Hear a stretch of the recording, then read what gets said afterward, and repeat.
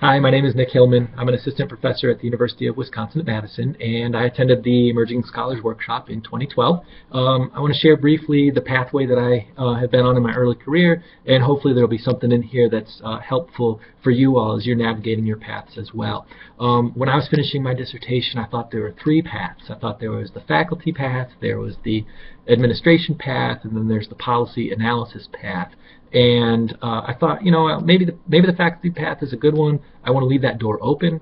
I wasn't that interested in the administration path. I was really drawn towards policy. And so I share that because when I was started my program, my dissertation work, I was not planning on becoming a faculty member. I wanted to do policy analysis all along. And so I ended up getting a job as a policy analyst working with a group called SHEO, State Higher Education Executive Officers.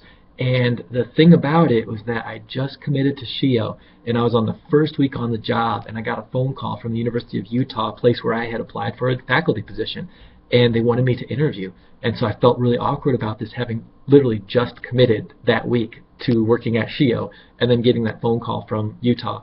And I was in a really awkward position where on one hand, I've just made a commitment to an employer who's going to invest in me, but at the same time, this is a rare opportunity. The windows don't often open, and so I wanted to at least give it a chance. And so what I ended up doing, and this is the highlight I want to share, is to navigate that process. The way I did it was just to be open and honest with my boss at SHEO. I said, hey, I've got this opportunity. I want you to know I'm still committed to SHEO if it doesn't all come to fruition.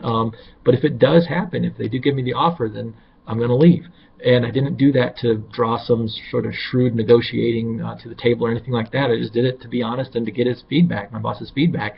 And he didn't like hearing it, but and plus we were going to dinner together later that night, and I would have felt really awkward if I had not shared that with him.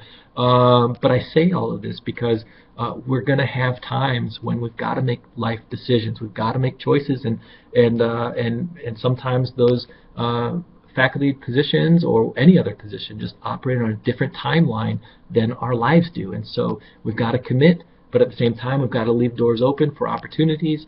And I think that's going to be one of the challenges that we all face during our early careers, is knowing how to navigate those pathways sometimes when they intersect at inconvenient times. And for me, it was very inconvenient time, and I have no regrets for doing it. But I share this because the way I went about it is the reason I have no regrets is because I was able to be open and honest with my colleagues at SHEO and not burn any bridges in the process. And so I share that with you just because that's the reality of how this stuff works. You got to make decisions, but also leave doors open, and people understand. And so I think that as you work through your early career, regardless of what path you're on, if you want to leave that door open, my tip is to leave it open. And to also, if you have a chance, to take it, because sometimes those doors close and you might have regrets for not having taken those chances. And so I share that hopefully to inspire and to encourage you all to make those decisions when sometimes they're very inconvenient to make. And I hope that you guys have a great rest of the conference. Thanks a lot.